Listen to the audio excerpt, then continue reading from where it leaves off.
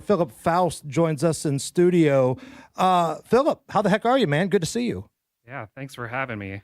I'm doing well personally, but professionally, I'm pretty fired up. I think we're all fed up with the status quo here in Marion County and ready for something different. What is the status quo, in your opinion, right now? I think the status quo, it's coddling criminals, and we can't have any more of that. Get it right on there. Coddling criminals. I wanted to make sure people and that kind of goes back to the violent repeat offender argument that we've been having for a long time here.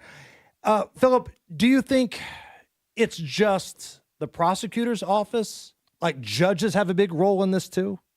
Undoubtedly, there's lots of people who have roles in it. Judges, you can think about the role for police and whatnot, but we know that the police are doing their job day in, day out. The prosecutor's job is not being done.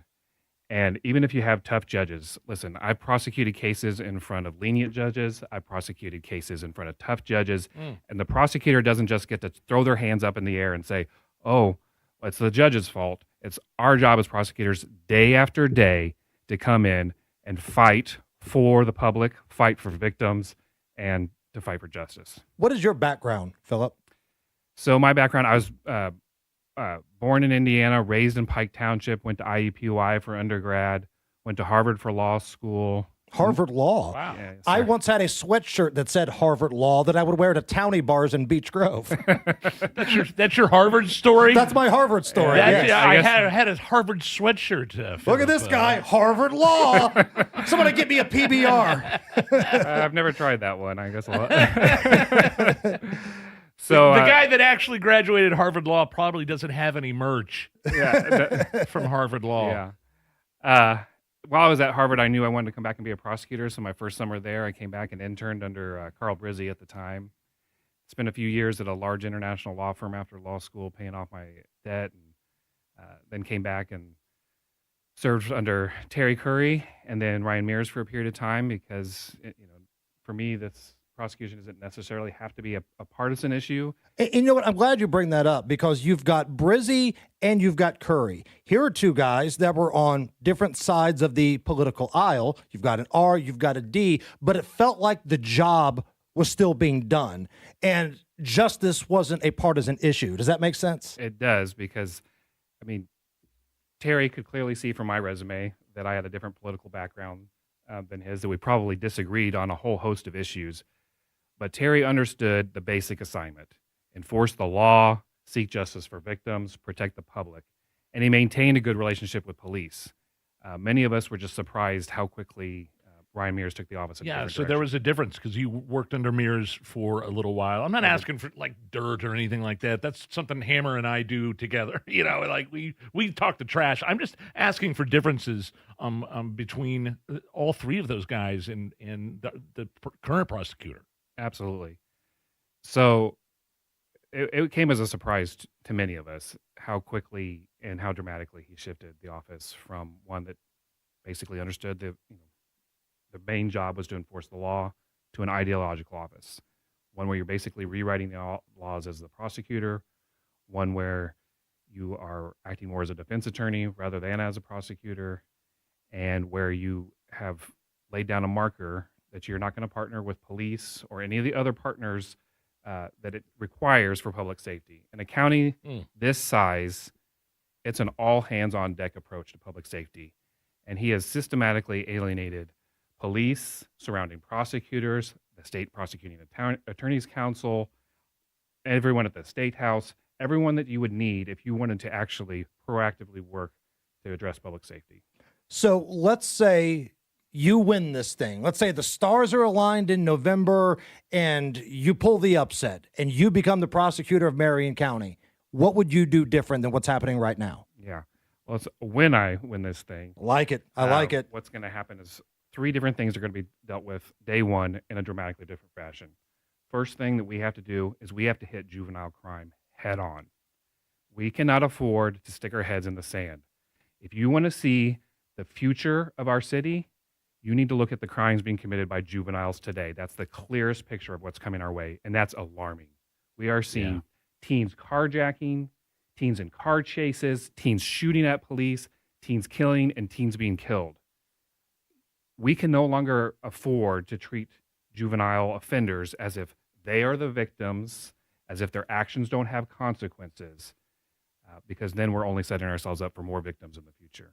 That's first thing. Okay, so there's one. I feel like there's probably a long list of things you could get to, but give me a couple other key things that you think would make this city vastly more safe compared to what the current prosecutor's doing. Great. Second thing, what we need to do is reorient that office back towards its core mission. You've already heard me say it a couple of times now. Enforce the law, seek justice for victims, protect the public. The prosecutor's job is hard, but that mission isn't particularly complicated to understand. But when you take resources, you take people, and you divert them to pet projects, to political trends, that's that many fewer people who are at every bond reviewing, who are at every trial, who are dealing with every post-conviction case. That's going to show an appreciable difference once you focus everyone back on what the main job of the prosecutor's office is. What's going to be your response when, and we've heard this before from Ryan Mears, when he says, look, the folks on that other side of the political aisle, they want everybody locked up all the time for the rest of their lives. We can't physically lock up everybody. I've got a big caseload here, but we can't lock everybody up. What's your response to that? I mean, that's utter nonsense. We are so far from that end of the spectrum that you could move considerably on that pendulum without coming anywhere close to the idea of we're locking everyone up. The reality is, though, that we don't have an over-incarceration problem in this county. We have a repeat offender problem. Yes. And anyone who tells you otherwise is not serious about public safety. Speaking with Philip Foust, he's a candidate for Marion County prosecutor. I'm sorry, go ahead. Oh, that's okay. The third thing that day one is we need to start to repair partnerships across the criminal justice system. Again, I spoke to it before, but you cannot do this without a close partnership with police. Now, is it sometimes the job of the prosecutor to say if a police officer messed up? Yes. Sure. But the idea that you're going to have an adversarial relationship, and right now what I'm hearing is that the relationship between IMPD and the prosecutor's office is at an all-time low. It is basic breakdown in communication right now. Has Ryan Mears turned the public against the police, do you think? He certainly tried to, but I don't think that it succeeded. I think at the end of the day, what we do need, though, is someone in county leadership who is clearly stating that law enforcement is an honorable profession and one worthy of our respect. And I think people remember that. They just need to be reminded of it.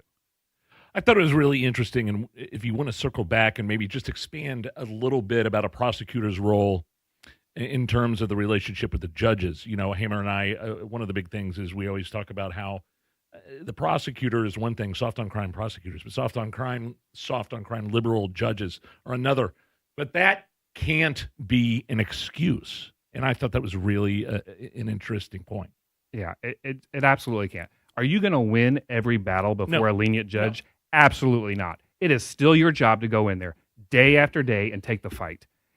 I was in courtroom after courtroom where I remember sitting there and everybody wanted to get to lunch and nobody wanted to hear anything about the victims and woe was the defendant. And you know what? It's my job to make the record, because if you're going to do this, it's going to be on the record what you were doing, Judge.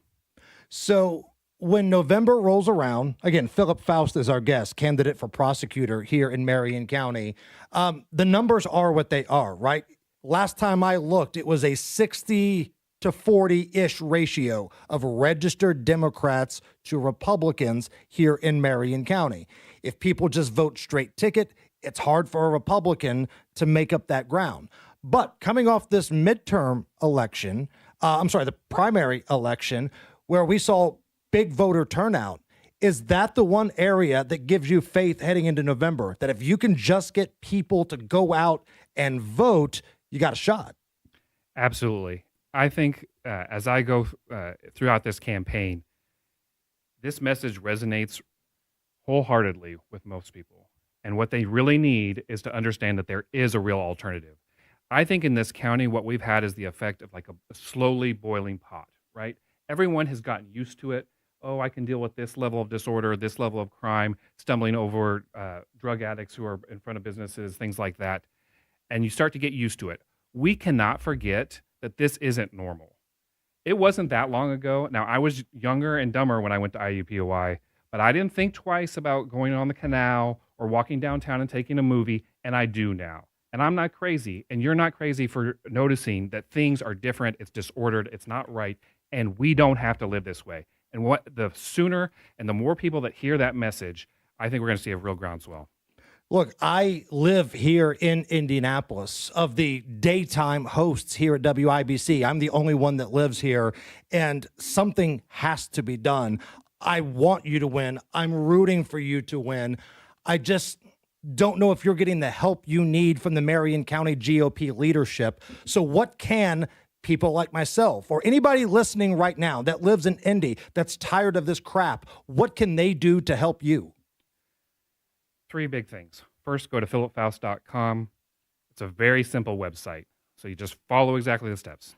Top 1, donate. Roll down, give us your contact information. Tell us how you want to get involved. Roll down to the bottom. There's the socials. Don't just follow, don't just like, but go ahead and commit to sharing content once a week. What we need to do is establish the norm is supporting this campaign.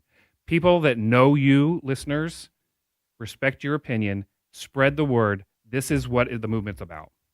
And look, I'm not trying to be over the top here, but we're honestly talking about life and death type situations here. We are. Always. Like when you're talking about violent repeat offenders getting a lenient, sweetheart plea deal, that could be the difference between life and death. I don't think that's over the top. I don't think so either. I mean, obviously plea deals are a part of the justice system, and there are weak ones and there are sweetheart ones, as you say. There's also basic questions of whether or not someone gets out on bond or they are released repeatedly over and over and over again. I saw cases where people had multiple open felonies and we couldn't schedule them quickly enough for trial before they picked up another case. Man, best of luck to you, my friend. Please keep us up to date. And if